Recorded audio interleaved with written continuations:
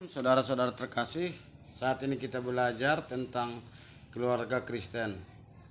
Artinya umat Tuhan yang akan menikah atau menerima pemberkatan nikah kudus, mereka harus terlebih dahulu dibimbing untuk menjadi ataupun bagaimana menjadi keluarga Kristen.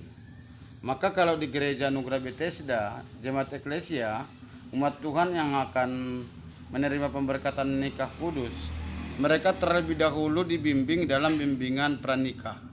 Maka ada cara bimbingan pranikah, artinya sebelum mereka menikah, mereka harus terlebih dahulu dibimbing tentang keluarga Kristen. Tujuannya, satu, mengajarkan kepada peserta intisari keluarga yang dikehendaki Tuhan, sehingga peserta memiliki keluarga yang benar di hadapan Tuhan. Kedua, menjelaskan kepada peserta tentang persamaan keluarga dengan gereja dalam hal bentuk atau struktur dan fungsi atau manfaatnya. Tiga, menjelaskan kepada peserta arti perkawinan menurut Alkitab, sehingga peserta yang belum menikah dapat membentuk satu keluarga lewat pernikahan kudus. Empat, menjelaskan kepada peserta apa tugas atau fungsi suami, istri, serta tanggung jawab orang tua dalam keluarga. Nah, sasarannya, satu, peserta mendapat dorongan untuk memiliki keluarga yang damai dan bahagia sesuai dengan firman Tuhan. Dua, peserta dapat membebani keluarganya masing-masing supaya setiap anggota keluarga dapat melaksanakan tugas atau fungsinya di dalam rumah tangga tersebut. Tiga, peserta yang belum menikah memiliki suatu kerinduan untuk membentuk keluarga lewat pernikahan yang kudus. Empat, peserta mampu mendoakan setiap anggota keluarganya untuk menerima keselamatan dari Tuhan. Uraian. Apakah yang dimaksud dengan keluarga? Keluarga adalah merupakan satu inti dari masyarakat di mana orang tua sebagai pemimpin agar semua anggotanya dapat menikmati bersama kasih, kerukunan, persahabatan, saling melayani dan dilayani.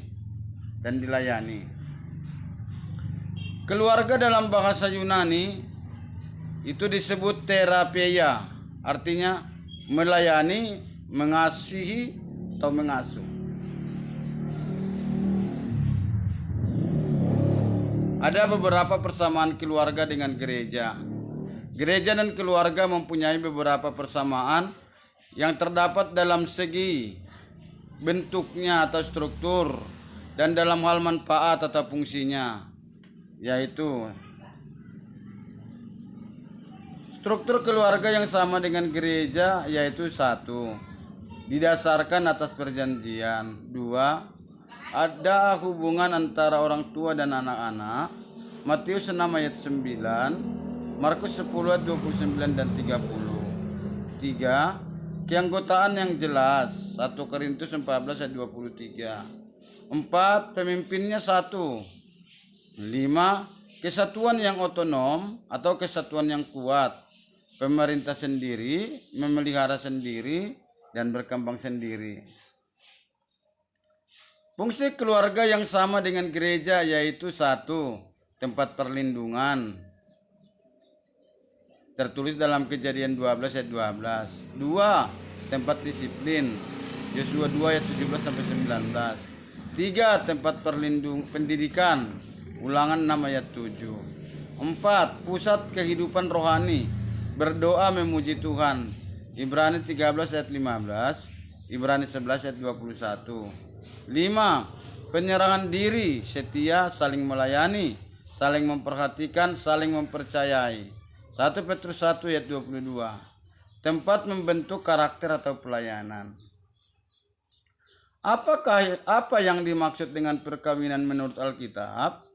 Untuk membentuk satu keluarga diawali dengan suatu perkawinan.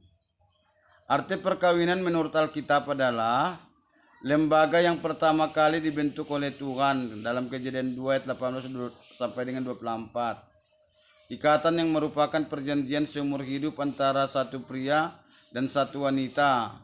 Jadi dia ikatannya satu pria dan satu wanita, tidak satu pria dan satu pria atau satu wanita dan satu wanita, tetapi dia satu pria dan satu wanita. Tertulis dalam Matius 19 ayat 5 sampai 6. Hal ini mencakup meninggalkan bersatu sedaging, Kejadian 2 ayat 24. Walaupun ada atau tidak ada anak, tidak boleh cerai. Jadi tidak bisa cerai. Walau ada tidak ada anak, tidak boleh cerai, tidak ada alasan. Keluarga Kristen itu tidak bisa cerai. Tuhan Yesus berkuasa menjawab doa. Contoh Hana, Sarah, Ribka, Rahel, Elizabeth. Mereka itu awalnya tidak dikaruniakan anak, tapi mereka berdoa kepada Tuhan. Tuhan jawab, kemudian mereka dianugerahkan Tuhan untuk mendapatkan anak. Kemudian merupakan ilustrasi gambaran kasih Yesus kepada sidangnya atau gerejanya.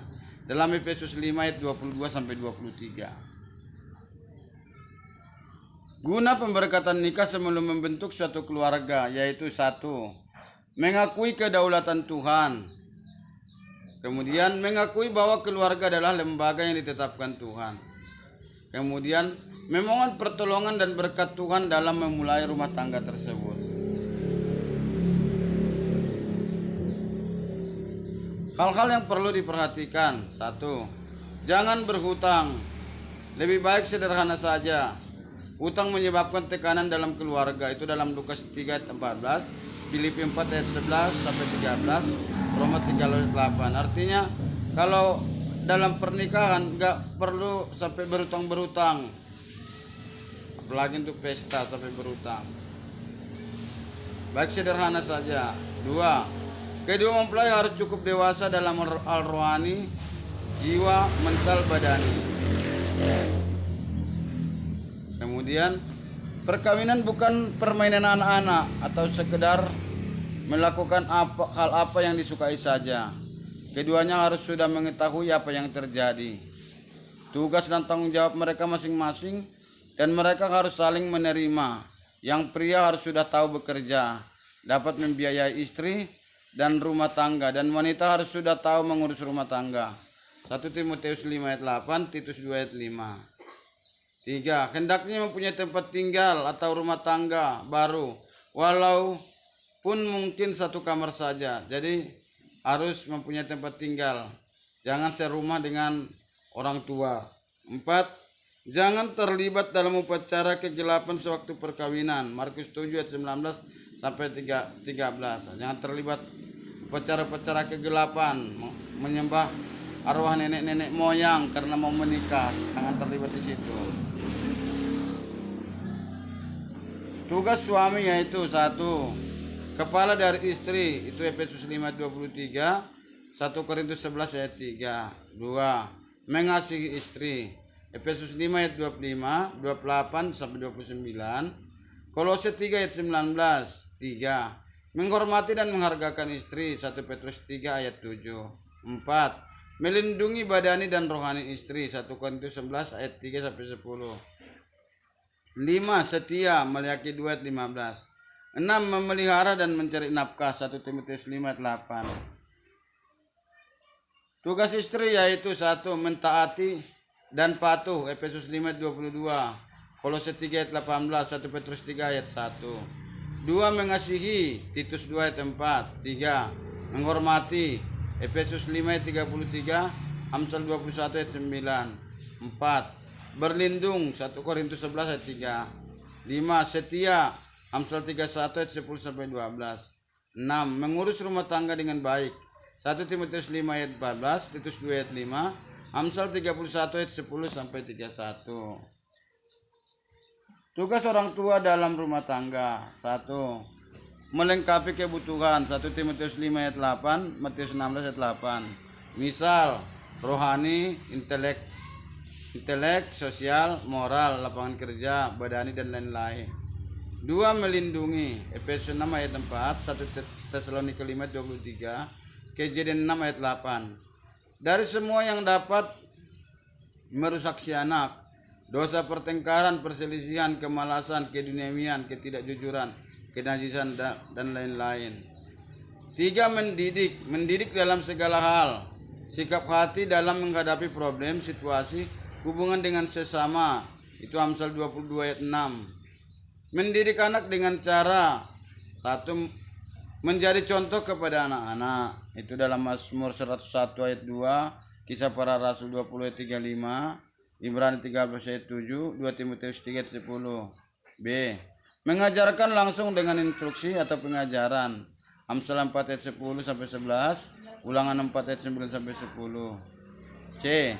Disiplin. Amsal 13 ayat 24, Amsal 22 ayat 15, 1 Samuel 3 ayat 13, 1 Raja-Raja 1 ayat 6. Bagian 4. Memberi bimbingan kepada anak-anak melalui doa dan bimbingan pengalaman orang tua. Mereka dapat menolong dan melengkapi anak-anak agar anak-anak itu dapat mengambil keputusan-keputusan yang baik dalam hidup mereka selanjutnya. Penerapan pelajaran atau ketaatan. Saudara masing-masing harus mengetahui tugas dan fungsi saudara dalam keluarga. 2. Mulai berdoa untuk setiap anggota keluarga saudara saat ini dengan kasih. Puji Tuhan, saudaraku, itulah pelajaran tentang keluarga Kristen dalam bimbingan pranikah di Gereja Anugerah Bethesda. Tuhan Yesus memberkati.